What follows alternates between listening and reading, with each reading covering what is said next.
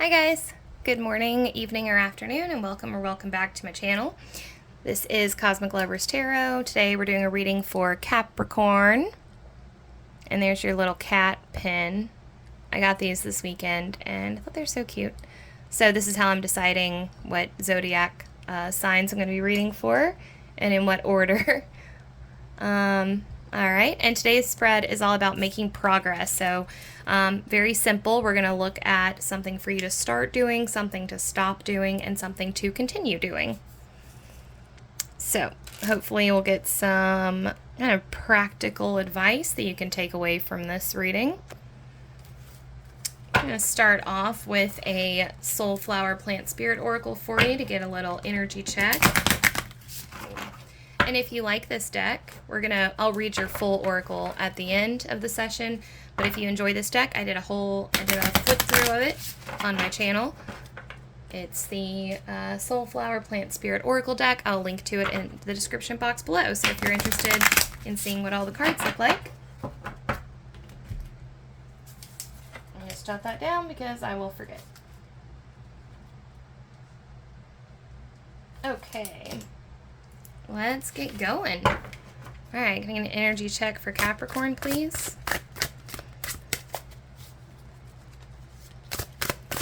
Energy check for Capricorn.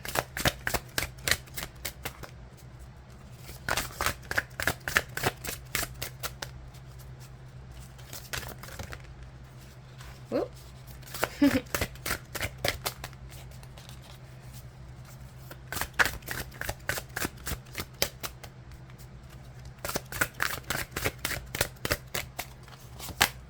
Ooh, okay. We've got Aster, Illumination.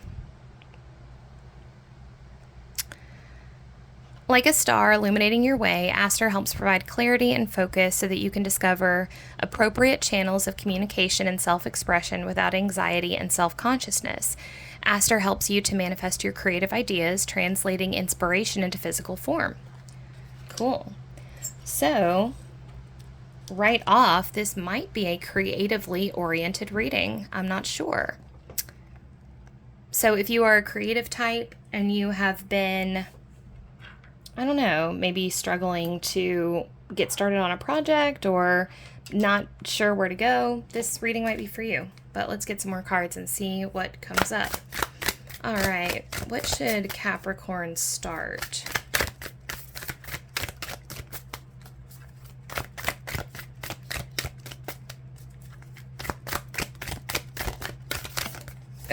Oh my goodness, Knight of Cups, and it just flew out like that. Okay, so I think Capricorn, this is about seeing your emotions as strength. So watery insides. Yeah, so I'm feeling like some of you were raised and no shame. Hold on, sorry. I don't know why. Sorry, my camera is so blurry today. I'm not sure what's going on. But anyways, some of you were, raised to see emotions as weakness, basically. But this is a call to understand that when you are a creative type, and I can't tell yet whether or not you are a creative type or you are, that's what I'm saying. You may not know that you are a creative type. You may be lucky enough to know that, you have a certain talent, but some of you might just be super emotional. And I want to remind you that, I'm just now figuring out how anxiety and emotions work. And so much of anxiety is trapped emotions, guys. Like, it's kind of crazy. I will not bore you with the whole details of my mental health journey, but today I was trying to meditate and I could not focus to save my life. Like my thoughts were ping-ponging everywhere and I was getting so fucking frustrated that I just broke down in tears, mid-meditation, because I could not. I couldn't focus to save my life, and that's the whole purpose of meditation. And every time I tried to focus, it would just slip away, and my thoughts were like ping pongs. They were just everywhere, and I was like, fuck. So I finally just broke down in tears, and what do you know? After I cried, I could focus. I mean, not amazing, but better. I saw a tangible increase after I cried. So I was like, well, shit, how much of that distractedness is like our bodies, just like jumping because they don't want to, it's like if you sit, then you'll feel. If you sit, then you'll feel. So we just kind of bump around. Well, so if you know that you're a creative type, congratulations. If you don't know that you're a creative type, you are. One of the saddest parts about being a creative type and not knowing that you're a creative type is you have all of this emotional energy just surging around your being, and there's nowhere for it to go. You're supposed to express it. It wants to be expressed. If you think about it, think about how much emotion an artist has to carry. So like, think of your body as a vessel for the emotional energy. Now, you're writing a song that makes someone cry. You had to personally carry so much crying energy in your own being that it had to surge through you and out onto paper to make somebody else cry. That's some serious crying energy. So if you're an artist and that wants to come through you, then you are just the vessel carrying around all that crying energy and you haven't put it anywhere. So if you don't have a creative outlet yet, definitely get one, no matter what it is, even like starting with just putting pen to paper and seeing what happens, collaging, but dancing, get out and move your body, but definitely first off, we're going to start thinking. We're going to switch your way of thinking about yourself. Your emotions are your power. That is your life force. That is where your creativity is going to come from. And the fact that you are so emotional, if anybody has ever given you shit for being hyper emotional, fuck them. Respectfully, fuck them. Calling somebody hyper emotional, that's one of the greatest compliments you can give them, because that means that you are hyper sensitive to the energies around you, meaning that you feel things on a much deeper level than everybody else around you, and that makes you a damn good artist. Being super sensitive to energies, that makes you, if you're a psychic, that makes you a damn good psychic. If that makes you an artist, like I said, that makes you a damn good artist. And anybody who would criticize you for being hyper emotional is just jealous because they don't have the emotional intensity and depth that you have, and so therefore they're not going to be as good of an artist. Now granted, they don't know that that's happening on the surface. They probably don't know why they're criticizing you for being hyper emotional, but no one should ever that's insane. You just need an outlet. Emotions want to go somewhere. They want to be expressed somewhere. Your emotions just need a place to go. So I'm going to see if we can find that place for you over the course of this reading. But in the meantime, what should Capricorn stop? What should Capricorn stop? Woo!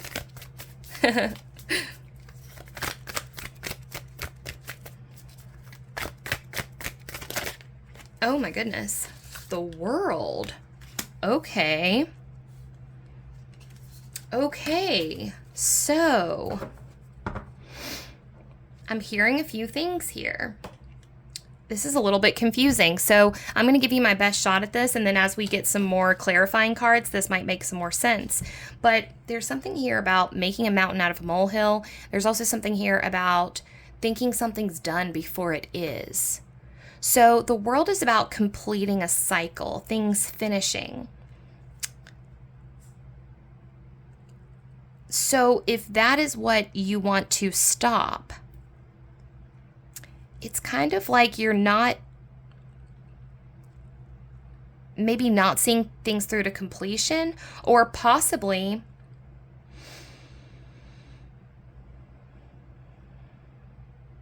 I'm going to have to get more cards to get to solidify myself on this, but in general, there's definitely something here about not coming full circle on something. So I'm gonna keep going. We're gonna pull some more cards, and I'm gonna see what that shakes out to be. Okay, so give me just a second. Sometimes it be like that. I just have to get more cards and make this make sense. Okay, so What are we... So I'll go back to what you should stop. We know what you're starting. We'll go back to what you're going to stop, and then I'm going to look at what you can continue.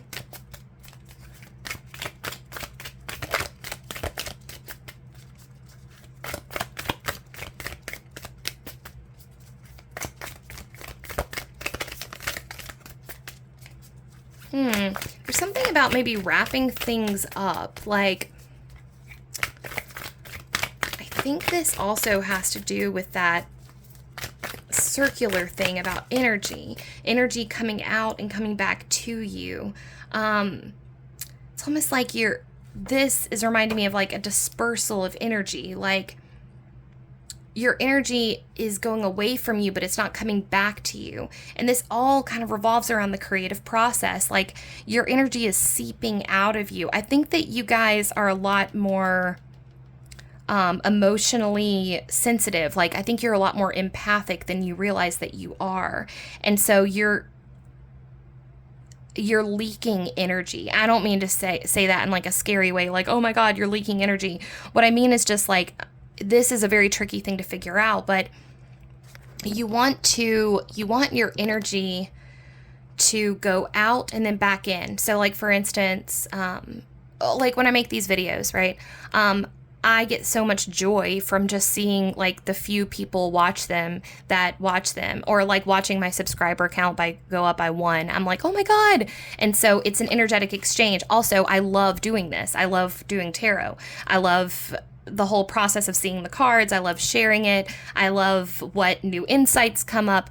So when I make a video, I get an immediate feedback of gratification because I enjoy doing it.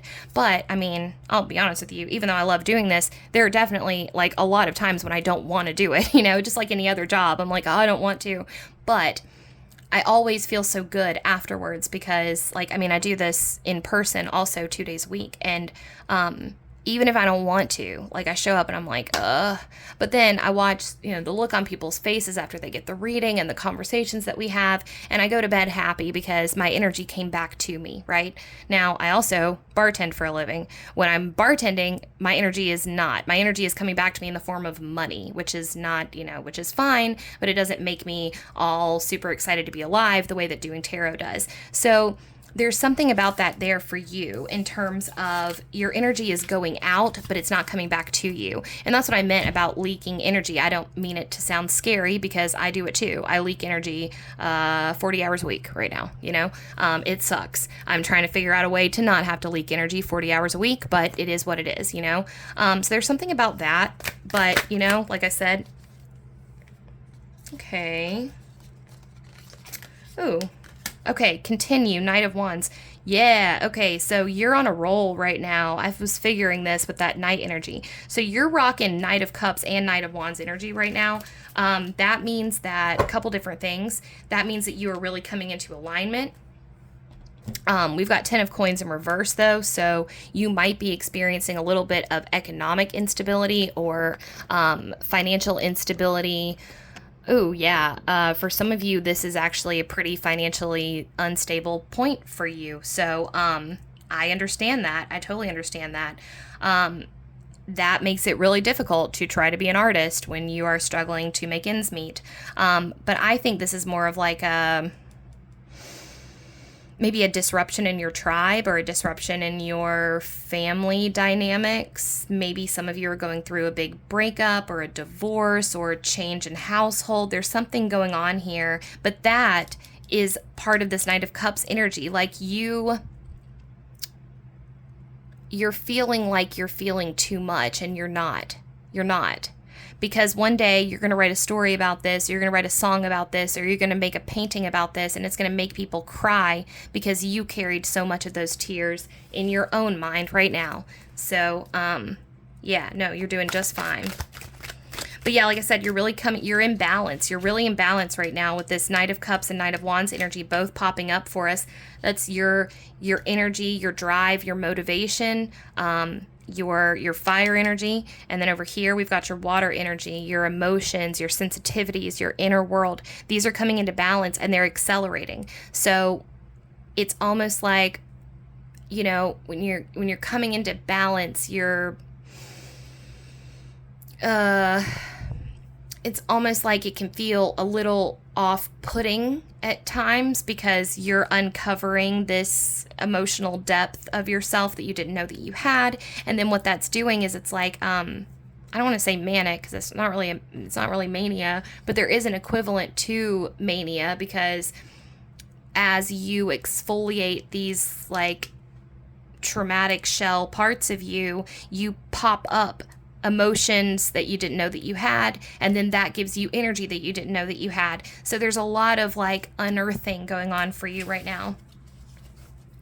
And you're in a period of transition. So, let's see what else we can get here. Clarification on Knight of Cups, please. Clarification and final advice on Knight of Cups.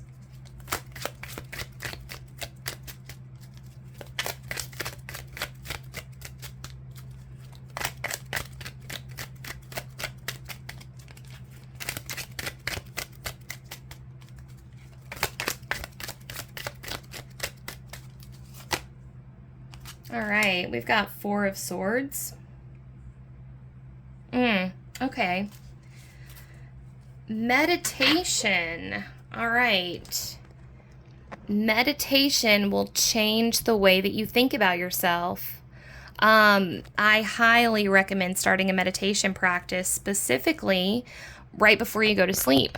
Some of you may be struggling with kind of like some insomnia, late night anxiety stuff. So here I got the ticket for you, okay? 2 birds, 1 stone. You're having trouble sleeping? No problem. Download Insight Timer. I will link it to you. Insight Timer is my favorite meditation app, but there's also a lot of other good ones out there. 10% Happier is nice, but for what I'm referring you to, Insight Timer is going to be your way to go.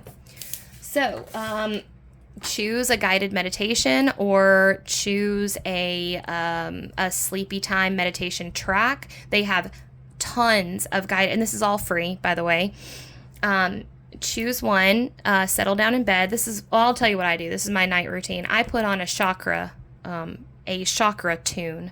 So I go to YouTube and type in, I do Insight Timer first, but I'm working through the chakras in order. So I started with my root chakra. I listen to root chakra music. So it's music that's toned to help stimulate healing and opening of your chakra. You could do 1 chakra a night. This is just an idea. Anyways, you don't have to do this. You can put on any kind of music you want. But I think it would be beneficial for you to incorporate a mindfulness or meditation practice into your life, and combining it with pre-sleep would be really great, because again, 2 birds, 1 stone. You're having trouble sleeping. So just, lay down, set your timer, or don't set your timer, and just as you fall asleep, just, watch your breath. Just watch your breath. That's it. Or, you can get fancy with it if you want. I usually visualize my chakras, but you don't have to do that. Just watch your breath. And what's cool is that this will naturally kind of slow down your nervous system and kind of calm you, get you into that sleepy mode, and you're starting a meditation practice, which is always amazing. And this is going to really help you with this. This Knight of Cups energy, you've got so many emotions that are coming to the surface. And I can tell you what, meditation, there is nothing better for getting stuck emotions out of your system than a meditation practice. Nothing. Like I told you today, I had to sit for probably 20 minutes with my brain ping-ponging around. I don't know how buried those tears were, but then they came up. And the only reason those tears came up for me today is because I sat for 20 minutes and made them come up. Like meditating a little bit every day. I cannot stress to you how amazing it has been for my life, for my overall mood, my energy, just having that dedicated set of time where it's just you and your thoughts and your body. It's like, imagine, your body is just, your brain is constantly running. It's a computer. It's just constantly running. Meditation is like a chance for you to pause all the systems and just let your brain kind of catch up to itself. Let your mind, body, spirit complex catch up with itself and go, oh, okay, this is what we're doing, you know? Also, it's a great way to purge, you know, feelings from before that haven't had time to get processed yet, right? So yeah, there's so many benefits. I could go on forever, but that would be a really great thing for you, specifically right before you go to bed. Okay, let's get clarification on this world, please.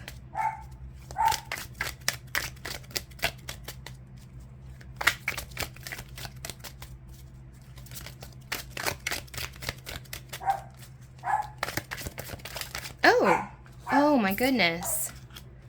Okay, yeah, 3 of Swords. Oh, okay. So, a couple different things. Sorry, it just shocked me because I was like, oh, that's not really what I thought it was. Okay, so for some of you, this is, you're giving energy to a past situation that doesn't deserve it.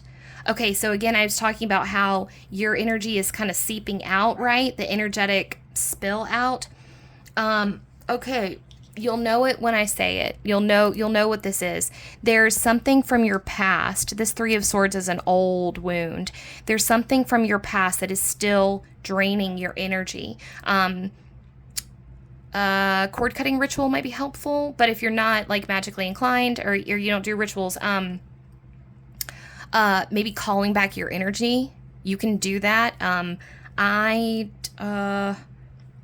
to think like what the best solution would be for this. Basically, there's a ton of different ways to call back your energy or do a cord cutting ritual. You can Google them. You can Google cord cutting ritual, and you'll find a bunch of them. I've only done it like once or twice myself, so I'm not like the best. I'm not the best source of information on this. So cord cutting, just Google it. You can find it. Also, if you download Insight Timer, you can actually download or you can search cord cutting and you can just follow along a guided visualization. There's something from your past that's drawing your energy and you don't even realize it. It's like a soul tie that you have formed with somebody and maybe a toxic ex or an abusive family member or just something in your past. It doesn't have to be a person either. It could be the way that things ended with a job or you left unfinished business somewhere. There's something from your past that's drawing your energy over there. And it's not a big deal. It's not like one of those like, this is really scary. No, it's just, the cards just want you to know, the universe just wants you to know that there's something that's pulling your energy and making you a little bit tired and lethargic. And so doing a cord cutting would be really helpful. Again, you can, if you download Insight Timer, you can just search in the search bar cord cutting ritual and you can do like a guided visualization of it. The other thing, if you don't feel comfortable doing the cord cutting, would be to call back your energy. There are so many different ways to do that too. The method that I've been using recently, just started doing it after I started reading Psychic Witch by, oh gosh, I cannot remember the name of the author of Psychic Witch. Terrible of me. Anyways, it's a book called Psychic Witch. It's amazing, and in it, his practice is so you visualize like a silver ball on top of your head, and you write your name on it, and then you pull all your energy back to you from sources that it's been. But as I say that, that really I think would be better. That's really more tuned for people who are doing active psychic work. Your particular situation, so scratch what I said. Don't worry about that visualization unless you really think it would work for you. I think what would be better for you would be to just Google like how to call back my energy. And then specifically, so this is what I think you should do. Whatever the situation is. So if you had like, like a toxic ex-boyfriend or a relationship that ended badly, or a family member that really hurt you or something, like Google what that specific thing is, how to call back my energy from, because and put that in. So how to call back my energy from a toxic relationship or a bad breakup, something like that. And then like follow the steps to do that would probably be helpful, because yeah, there's something that's like draining your energy. All right. And it's something that's done also. That's the other thing. It's done, but there's still some like lingering soul ties there. Again, not a big deal, nothing to freak out about. It's just something to be aware of, that's all. Okay. Continue Knight of Wands with your Nine of Swords. Okay. So what's interesting is that you're doing a lot better than you think that you are, Capricorn. I'm seeing here with the Six of Wands in reverse that you are really good at praising other people, but you need to turn that back on yourself. You need to celebrate yourself. You are accelerating in a way that is unfamiliar for you. You're moving into a stage that you're not totally comfortable with because it's brand new, and it's unsettling. But I promise you, it is for your highest growth. It is for your highest good. And my tarot reader, the tarot reader that I go to, once told me, I'll never forget it. She said, the universe never accelerates us past what we can handle. So if you are going through, if you're feeling a little bit of like a manic surge, or like things are kind of off balance, just know that really soon, if not now, you're going to start coming into alignment with this kind of burst of energy. And I think a lot of it is going to combine with this releasing this past energy, getting that past energy out of the way, right? After that happens, you're going to experience kind of a, your energy is being called over somewhere else, right? And so when you call that energy back and it comes rushing back to you, you're going to experience kind of a surge of positivity, and with any upsurge of emotions comes a bit of discomfort. It's just par for the course. You can't numb selectively, which means that you can't thaw selectively.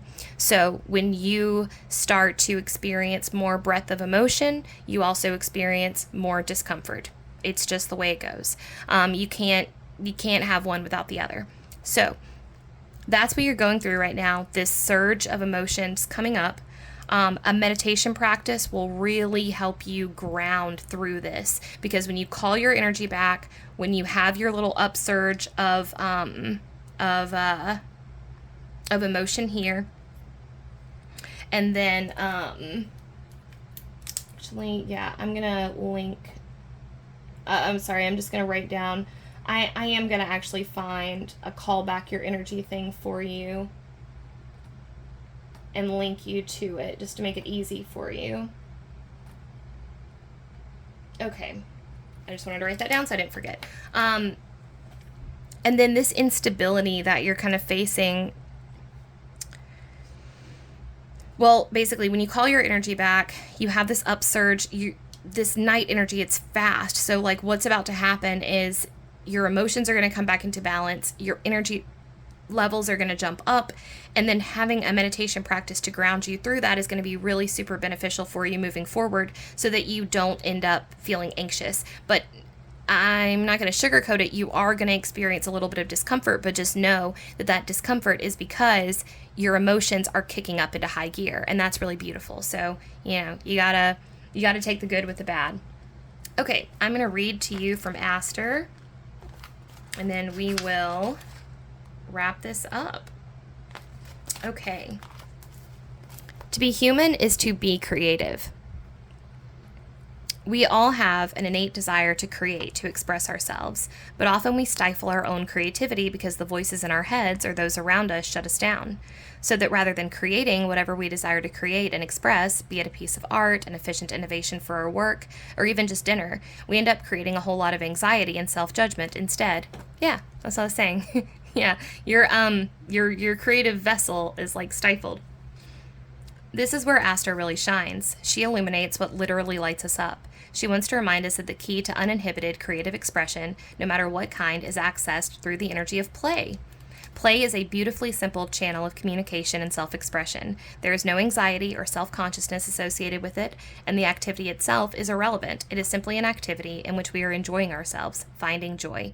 It is an extraordinarily difficult task to change our mindset around what is work, hard, and what is play, joyful and easy, and whether or not they can be combined. Adulting in our culture starts early, and the notion of play being productive and responsible is not readily accepted. And then there's all the baggage we carry around money and whether or not we're deserving of it, especially if it is our reward for hard work, the notion of our hard-earned cash. Another cultural belief is the notion that play is something we get to do after all our hard work. Aster says that play is not the end reward for all our hard work. It is our work. There may be many other core beliefs and judgments to recognize and overcome, especially when we tie the notion of our purpose to our work. Perhaps the purpose of life itself is simply to discover what brings us joy and to pursue that. Can you imagine the world we would create if everyone was engaged in joyful work? Aster is not just illuminating the way for you to grow, she's reminding you how, helping you gain clarity and focus on how you want to be in this world, how you want to create your life, and how you want to reconnect with, grow, explore, and rediscover this playful side of yourself that wants to see the light of day. And all in perfect timing, of course. What do you love doing? Your affirmation, if you want to save it, is, I focus on the areas of my life that bring me joy, and I bring that energy into everything I create. So what do you love doing? That might be a good journal prompt for you to just kind of free write about. And the only other thing I wanted to say with that is, basically, I mean, they nailed it. But, finding when you experience this upsurge of energy and emotions, having anything, building some type of creative practice into your life is going to be amazing for you to have an outlet for this stuff when it pops up. All right, that is all I have for you, Capricorn. I hope you guys enjoy the rest of your day. Thank you so much for tuning in. Thanks for letting me read your cards. It was so fun. I really enjoyed reading your cards today. If you enjoyed the content, please like the video. If you'd like to see more content from me, please subscribe to my channel. And if you want to chat about anything, just feel free to leave me a comment down below, and I will be happy to respond to you. Thanks. Bye.